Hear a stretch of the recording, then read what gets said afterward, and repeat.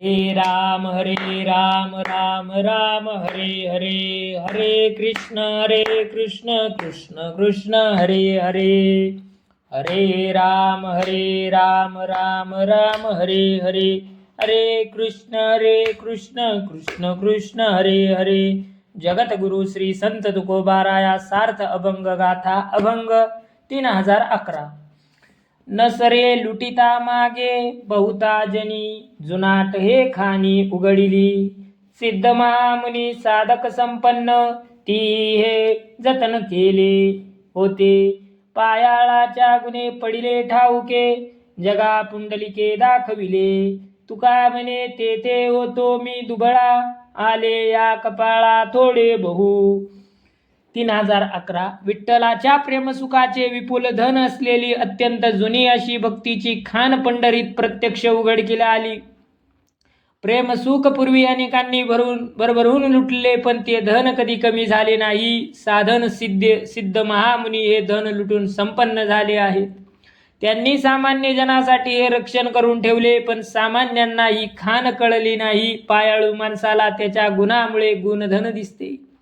भक्त सम्राट पुंडलिक पायाळू असल्याने त्याने ही खान पाहिली, अवघ्या जगाला दाखविली. तुकाराम महाराज म्हणतात, जेव्हा हे प्रेमधन लुटणे सुरू होते तेव्हा मी दुबळा तेथे होतो. प्रारब्धानुसार माझ्या वाट्याला थोडेफार धन आले. 3012. बघवे तरी श्वान सहज वेश त्याचा, तेथे अनुभवाचा काय पंथ. वाढवणी जटा फिरे दाई दिशा, तरी जंबू वेशा सहज स्थिती. कोरोनिया भूमी करी मध्ये वास, तरी उंदिरास काय वाणी. तुका म्हणे ऐसे काय कासया करावे, देहासी दंडावे वावगेची. 3012. भगवी वस्त्रे वापरली तर हरिप्राप्ती होते, पण भगवी वस्त्रे हरिप्राप्तीचा मार्ग आहे का? कारण काही कुत्रे सुद्धा भगव्या रंगाची असतात. जटा वाढवून साधक म्हणून काही लोक 10 दिशांना फिरतात, पण कोल्ह्याला अशी स्थिती सहजच निसर्गदत्त लाभलेली आहे म्हणून कोल्हा साधक झाला आहे का? गुहेमध्ये भुयारात राहून एकांतात ईश्वर चिंतन करणे ही साधक असल्याची खूण आहे. काही लोक तसे राहतात, मग उंदीर सुद्धा वेळात राहतात, ते काय साधक आहेत का? तुकाराम महाराज म्हणतात, अशी सोंगे कशाला करून व्यर्थ देहाला पीडा द्यायची. 3013. धन्य दिवस आजी डोळ्या लागला, आनंद देखिला धनीवरी. धन्य झाले मुख निवासी रसना, निवाली रसना नाम नारायणा घोष करी. धन्य हे मस्तक सर्वांगा शोभले, संतांची पाऊले लागताती. धन्य आजी पंथे चालिती पाऊले, टाळिया शोभले कर दोन्ही. धन्य तुका म्हणे आम्हासी फावले, पावलो पाऊले विठोबाची. 3013. आजचा दिवस आहे धन्य आहे, कारण माझ्या डोळ्यांची तृप्ती होईपर्यंत सगुण रूपाचा पंढरपूरचा विठोबा विटेवर मूर्तिमंत पाहिला आणि असीम आनंद झाला. माझे मुख धन्य झाले, जिवारी विठ्ठल विठ्ठल नाम घेऊन शांत झाली. मस्तकाला संतांच्या चरणांचा स्पर्श झाले आणि तेही धन्य झाले. पंढरीच्या मार्गावरून चालण्यामुळे पावलेही धन्य झालीच. विठ्ठल नामावर तालबद्ध टाळ्या वाजविणारे हात शोभून दिसत आहे. तुकाराम महाराज म्हणतात, आम्ही आज विठ्ठलाच्या पायाजवळ आलो, त्यामुळे जो लाभ झाला त्यामुळे आमचे जीवन धन्य झाले. 3014. बरवी हे वेळ सापडली संधी, साय झाली बुद्धी संचितासी. येणे पंते माझी चालिली पाऊले, दर्शन झाले संता पायी. त्रासिले दरिद्रे दोषा झाला खंड, त्याची काळे पिंड पुनीत झाला. तुका म्हणे झाला अवघा व्यापार, आली वेर झार फळासी हे. ही वेळ फार चांगली आहे, भली संधी सापडली, कारण माझी सद्बुद्धी संचितास सहाय्य झाली. या संत मार्गाने जात असता संतांचे दर्शन चरण दर्शन झाले. संत चरण दर्शनाने गतकाळातील दारिद्र्य दोष नष्ट झाले, देह पवित्र झाला. तुकाराम महाराज म्हणतात, सर्व व्यापार लाभाचा झाला, जन्म मृत्यूची एरझार फलद्रूप झाली. 3015. आपणा लागे काम वाण्या घरी गुळ, त्यांचे याती कुळ काय कीजे. उकरड्यावरी वाढली तुळसी, टाकावी ते कैसी ठाया गुणे. गाईचा जो भक्ष मंगळ खाय, तिचे दूध काय सेवू नये. तुका म्हणे काय सालपटासी काज, फणसातील बीज काढून घ्यावे. 3015 वाण्याच्या घरी असलेला गुळ आपल्याला पाहिजे तेवढा मिळवावा. वाण्याच्या जात कुळीची चौकशी कशाला हवी? तुळस कचऱ्याच्या ढिगाऱ्यावर वाढली म्हणून ती अपवित्र असते का? गाय अमंगळ पदार्थ खाते म्हणून तिचे दूध सेवन करू नये का? फणसाचे आवरण काटेरी असते पण आपल्याला त्याचे काय करायचे? आपण त्यातील मधुर चवीचे गरे सेवन करावे. तुकाराम महाराज म्हणतात, तात्पर्य असे की व्यक्तीचे शुद्ध गुण घ्यावे, त्याचे दोष पाहू नये. 3016 जयासी नावडे वैष्णवांचा संग, जाणावा तो माग जन्मांतरीचा. अपवित्र वाचा जातीचा अधम, आचरण धर्म नाही जया. मंजुळ वदनी बचन नागाची कांडी, शेवटी बिघडी जीव प्राणा. तुका म्हणे ज्याचा पिता नाही शुद्ध, तयासी गोविंद अंतरला. 3016 ज्याला वैष्णवांचा सहवास आवडत नाही तो या जन्मात कितीही उच्च कुलीन असला तरी पूर्वजन्मी नीच जातीमध्ये जन्मलेला असावा. ज्याची वाचा अपवित्र तो अधम जातीचा, त्याचे वर्तन धर्मबाह्य असते. अशा दुर्जनांची संगत बचनागाच्या कांडीसारखी प्रथम गोड पण जीवाचा घात करणारी असते. तुकाराम महाराज म्हणतात, ज्याला गोविंदाचे स्मरण होत नाही त्याला पिता धर्मचरणी नाही हे जाणावे. 3017 वांझेने दाविले गर्वार लक्षण, चिरगुटे घालुनी वाथयाला. तेवी शब्दजनी करीती चावटी, ज्ञानपोटासाठी विकोनिया. बोलाची चकडी बोलाचाची भात, जेवोनिया तृप्त कोण झाला. कागदी लिहिता नामाची साखर, चाटिता मधुर गोडी नेदी. तुका म्हणे जळो जळो ते महती, नाही लाज चित्ती निसुगाला. 3017 वांझ स्त्रीने पोटावर वस्त्र बांधून गर्भधारणाची लक्षणे दाखवावीत, त्याप्रमाणे काही जण पोटासाठी आपले ज्ञान विकतात. कढीभाताचे वर्णन नुसत्या शब्दाने केले तर ऐकणाऱ्यांचे पोट भरेल का? साखर हा शब्द कागदावर लिहिला आणि तो कागद चाटला तर गोड लागेल का? तुकाराम महाराज म्हणतात, अशा कोरडे ब्रह्मज्ञानाच्या गोष्टी करणारे मोठेपण मिरवणारे साधू जळून जावोत. त्यांच्या चित्ताला असे खोट्या वागण्याची लाज वाटत नाही. 3018 झुंजायाच्या गोष्टी ऐकतांची सुख, करिता देह दुःख थोर आहे. तैसी हरिभक्ती सुळावरीली पोळी, निवडे तो बळी विरळा शूर. पिंड पोसिली या विषयांचा पाईक, वैकुंठ नायक कैचा तेथे. तुका म्हणे वावे देहासी उदास उदार, रकुमा देवी वर जोडावया. 3018 युद्धाच्या कथा ऐकताना सुखकारक वाटतात पण प्रत्यक्ष युद्ध करताना शत्रूकडून शस्त्राचे वार होतात आणि जखमांचे दुःख होते. हरिभक्ती त्याप्रमाणे सुळावरील पोळीप्रमाणे आहे. भक्तीकरिता विषय सुखाचा त्याग करून भक्ती मार्गावर निष्ठेचे चालणारा विरळाच हरिभक्त असतो.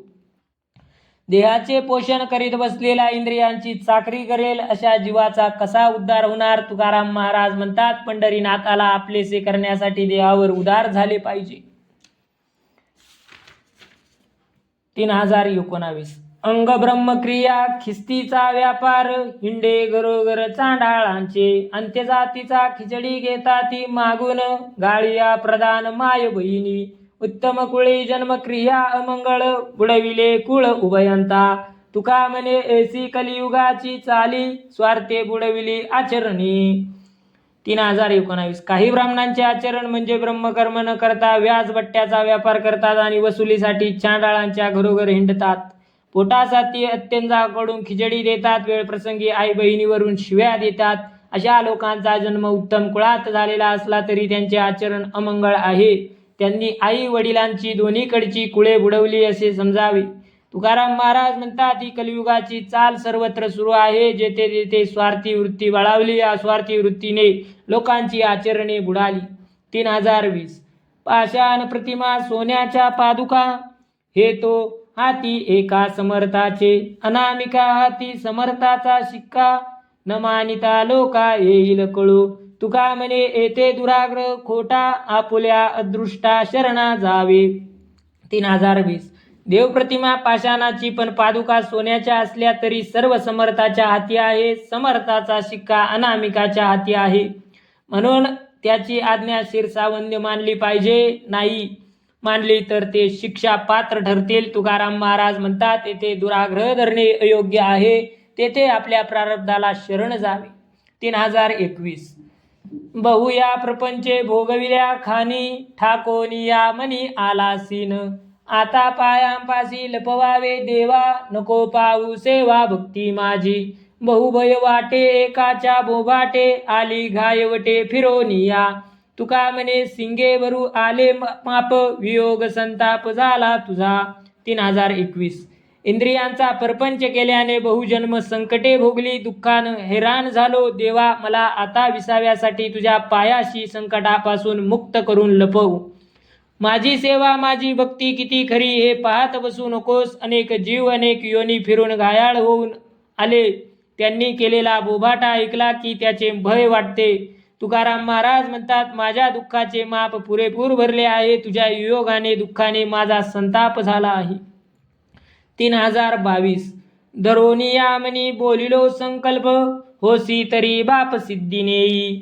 उत्कंठा आहे आजी आली माझे पोटी, मागील या गोठी टाळाटाळी.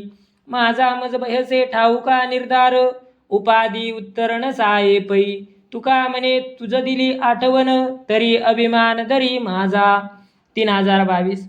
देवा तुझ्या प्राप्तीचा संकल्प मनात धरून बोललो. आता तू माझा बाप लागत असला तरी लेकराचा संकल्प सिद्धीस न्यावा. माझ्या मनात तुझ्या भेटीची उत्कंठा लागली आहे, तरी माझ्याकडून पूर्वी घडलेल्या दोषकर्माची आठवण काढू नका. आधीचे बोलणे तुला सहन होत नाही हे मी जाणतो. तुकाराम महाराज म्हणतात, देवा तुम्हाला आठवण करून दिली म्हणून राग मानू नये. माझा अभिमान धरून संकल्प सिद्धीला न्यावा. 3023. आजीवरी होतो संसाराच्या हाती, आता ऐसे चित्ती उपजले. तुम्हा शरणागत व्हावे नारायणा, अंगीकारादिना आपुलिया. विसरलो काम याजसाठी धंदा, सकळ गोविंदा माझे तुझे. तुका म्हणे विज्ञापना परिसावी, आवडी हे जीवी झाली तैसी. 3023. देवा आजपर्यंत संसाराच्या हातीचे बाहुले होतो. आता माझ्या मनात आले की नारायणाला शरण जावे. संसार व्यथेने दीन झालेल्या गरीब दासाचा स्वीकार करावा. गोविंदा तुमच्या भेटीसाठी माझा कामधंदा माझे तुझे अहंकार विसरलो. तुकाराम महाराज म्हणतात, विठ्ठला आता ही आवड जीवाला लागली तसा माझा स्वीकार करावा, एवढी विनंती माझी ऐका. 3024. धन्य धन्य जास पंढरीचा वास, धन्य ते जन्मास प्राणी आले. चहुखानी मध्ये होत कोणी एक, त्रिगुण कीटक पक्षीराज. उत्तम जांडाळ नर नारी बाळ, अवघेची सकळ चतुर्भुज. अवघा विठ्ठल तेथे दुजे नाही, भरला अंतर्बाई सदोदित. तुका म्हणे तेथे ओऊनी राहेन, सांडोवा पाशान पंढरीचा. 3024. ज्यांना पंढरीत राहण्याला मिळते ते मनुष्य प्राणी खरोखर अत्यंत धन्य आहेत. चौखानींमध्ये जन्मलेला कोणताही जीव, त्रिगुणात्मक माणूस किंवा कीटक अथवा पशु पंढरीत जन्मलेले ते विष्णुरूप आहेत. उच्च किंवा नीच जातीचे स्त्री पुरुष बालवृद्ध सर्व विष्णूंचे अंश दिसतात. तेथे अंतर्बाह्य सर्वत्र विठ्ठल भरलेला आहे, दुसरे काही नाही. तुकाराम महाराज म्हणतात, मी या पंढरीत शूद्र दगड होऊन राहीन. 3025. असंत लक्षण भूतांचा मत्सर, मनास्ती निष्ठुर अतिवादी. अंतरीचा रंग उमटे बाहेरी, ओळखी या परी आपे आप. संत ते समय ओळखती वेळ, संतुष्ट निर्मळ चित्त सदा. तुका म्हणे हित उचित अनुचित, मज लागे नित्य विचारावे. 3025. सतत जीव मात्रांचा द्वेष करणे, मनाने निष्ठुर आणि अतिवाद घालणे ही 3 लक्षणे ज्याच्या वागण्यात दिसतात तो असंत आहे. प्रत्येकाच्या अंतरातील भावभावनांचा रंग त्याच्या वागण्या बोलण्यातून बाहेर दिसतो. त्यावरून त्याचा स्वभाव ओळखायला येतो. काळ वेळ ओळखून असता त्याचे चित्त सदैव निर्मळ असते, अशा व्यक्तींना संत म्हणावे. तुकाराम महाराज म्हणतात, आपले हित कशात आहे, काय उचित काय अनुचित या गोष्टी विवेकाने जाणून नित्य आचरणाव्या लागतात. 3026. विठ्ठला वाचोनी ब्रह्म जे बोलती, वचन ते संती मानू नये. विठ्ठला वाचुनी ज्या ज्या उपासना